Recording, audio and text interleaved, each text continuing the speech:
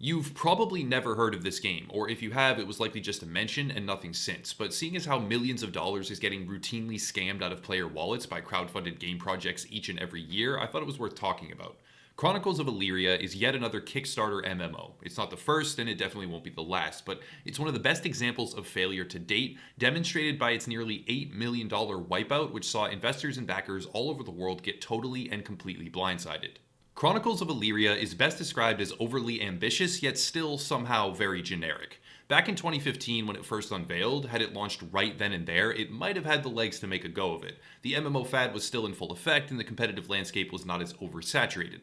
But now, even if the game were to be magically finished tomorrow, it's facing a pretty epic struggle of relevance that might already be enough to kill it. And that's assuming it was finished, playable, smooth, and ready to release to the general public within 24 hours. Thing is, it's not, and it won't be, probably ever. Chronicles of Elysia first entered the scene on Kickstarter in late 2015, asking for $900,000 as funding. Not only did it achieve this goal, it surpassed it by a large margin, netting over $1.3 million in the Kickstarter phase alone, with further backing soon after on their own private website, driving them to nearly $8 million total in crowdfunded capital. The thing is, initially this game was estimated for release by December 2017. Nowhere that I could find would it say with exact wording the game will launch in December 2017, but all of the support tiers, for example, are listed as having an estimated delivery date of December 2017, and some of the items contained within them are things like digital download of Chronicles of Elysia.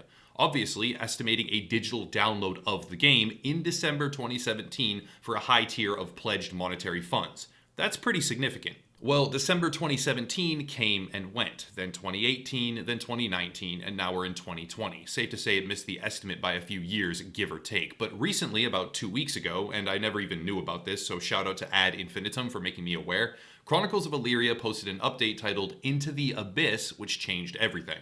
The update starts off with the majority of the post outlining all the cool progress they made in the previous year. Sounds good, right? Well, wrong. Basically nothing done after 5 years of development and $8 million except a low FPS parkour mechanics course, which really is about the only meaningful thing that they had completed, if you can call it meaningful at all, and it isn't until way at the bottom of the post that the real important announcement comes.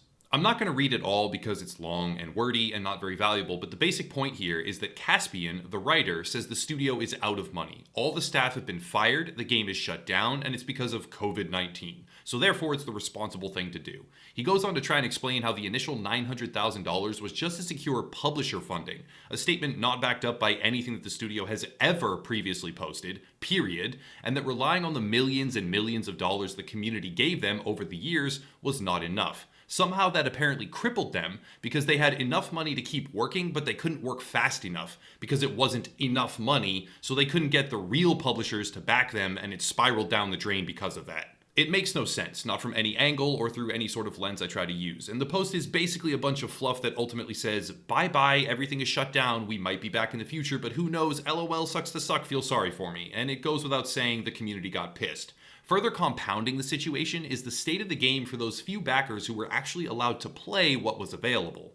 This is what was shown for the fancy promo material in the original Kickstarter campaign, and then this is what was playable and available after $8 million and 5 years of development. The choppy footage, that's not on my end. That's the actual state of the game demo itself. The material they have isn't even close to anything that was advertised. All of it gets worse though. In 2016, the development team addressed concerns over the fact that they had crowdfunded $900,000, which turned into $1.3 million, and still needed much more. Buried in that release is the following. That being said, the $900,000 we raised during Kickstarter isn't enough to finish Chronicles of Elysia. The reality is that Soulbound Studios is going to require another $2 million more than that to get anywhere near completion. And with server hosting fees, QA work, etc., it would really be better if that was up around a $3 million instead. That right there is a stone cold association between completion, or at least near completion, and $3 million more in funding. But by today, 2020, with $8 million total across the board, millions more than this or any previous estimate, what they are showing is basically a browser-only 2012 free-to-play equivalent. Worse yet, the post is simultaneously advertising buyable upgrades and further avenues of funding to potential backers, which are, as of now, a few years later, totally annihilated. Let's take a turn and discuss similarity. Obviously, Chronicles of Elysia is not finished and does not truly exist, but if it were to exist, pretty much every single fundamental mechanic they boasted is a carbon copy of Worm Online. Worm Online is an older title, and it shows. However, conceptually, if you boil these two games down to their very core components, Chronicles of Elysia is indistinguishable, and probably, based on what we see from the only available playable material, worse than a competing 2010 sandbox MMO. Now, after the backlash began to mount, Jeremy Walsh, the CEO and founder of Soulborn Studios, the devs behind Chronicles of Elysia, came out and posted an update letter to the Kickstarter page, as well as apparently sending it as an email to the majority of backers. The update was yet again wordy and confusing, but effectively claimed, "I was too impulsive. I didn't mean to make it seem as if the game is dead. I am looking for more funding right now, and some of the devs are working for free as of this very moment." But this is in complete contrast to the original message of responsibility and watching out for employees who might need to secure other work. First, it was 900,000, then it was 2 or 3 million more, then after 8 million and 3 extra years, it's we need more money to get anything playable done, to get publishers to give us even more money. It's obviously a moving target here, a moving target that has already cost unsuspecting backers millions of dollars, and I would speculate that any and all forward-looking statements about how the game has a future and how they aren't actually abandoning the project are just to try and avoid getting sued. This does not have to be the reality on Kickstarter, but all too often it is. A great comparison would be Crowfall, a game I've carefully tracked for a few years now, which is eerily similar in a great many ways, but distinctly different with regard to follow-through and success. Crowfall was launched in 2015, similar to Chronicles of Elysia. It asked for $800,000, which is less than Chronicles of Elysia. It then achieved over $1.7 million further funded on its website. Crowfall now has a free beta in effect. You can buy the support packs and obtain a playable download, which is pretty rough from what I've seen, not ideal, some huge flaws, but it's actually there. There is, at the very least, a product to look at and see where the money went, even if it's less than stunning. But after all of that, there is one final nail in the coffin. Immediately after the Into the Abyss post, which marked the apparent death of the game studio behind Chronicles of Elysia, they also made the deliberate choice to delete all transaction history. This was a nuclear decision, because deleting transaction history really has no other purpose than subterfuge, to maybe avoid a mass wave of refunds or something like that, or otherwise mask the amount of money that players had spent. In the past, I have criticized other crowdfunded projects like Star Citizen, for example, but at least there, the money is actually producing something. It might not be as much or as grand as what was originally advertised. It might be a massive money pit with multi-$1,000 ships, but at least it's making progress. And sure, it might be another decade before it delivers on actual promises and hundreds of millions of additional funding, who knows, but bottom line, you can at least follow the crumbs and find that it's not an actual smoke and mirrors scam.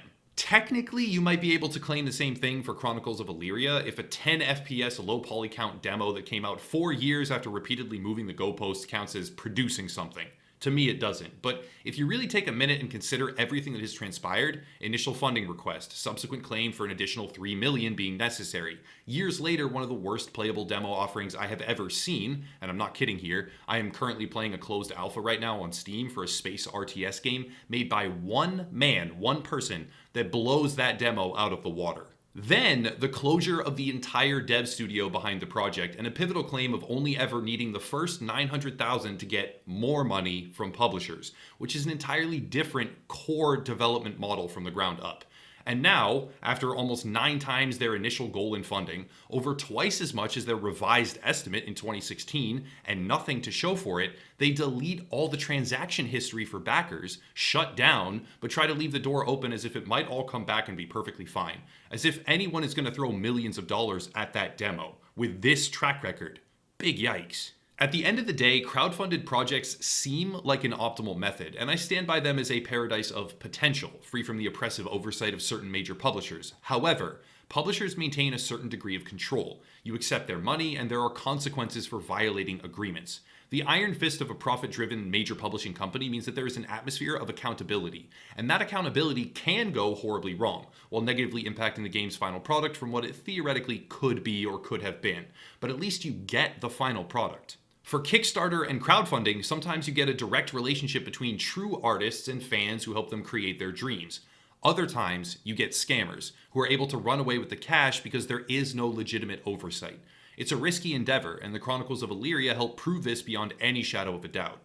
The game looked good, propped up by some fancy cinematic demos and false material. And rather than launching as less than what was promised, a formula all too common in even the AAA industry today, it doesn't seem like it will launch at all. In effect, the $8 million gaming scam you never heard of. That's it for today, though. Be very careful backing projects on Kickstarter. Very careful. There is no accountability whatsoever. If you want support, there are links down below. Merch, Patreon, Twitter, etc., etc. Another YouTuber to support as well, but I'll cut it there and stop rambling.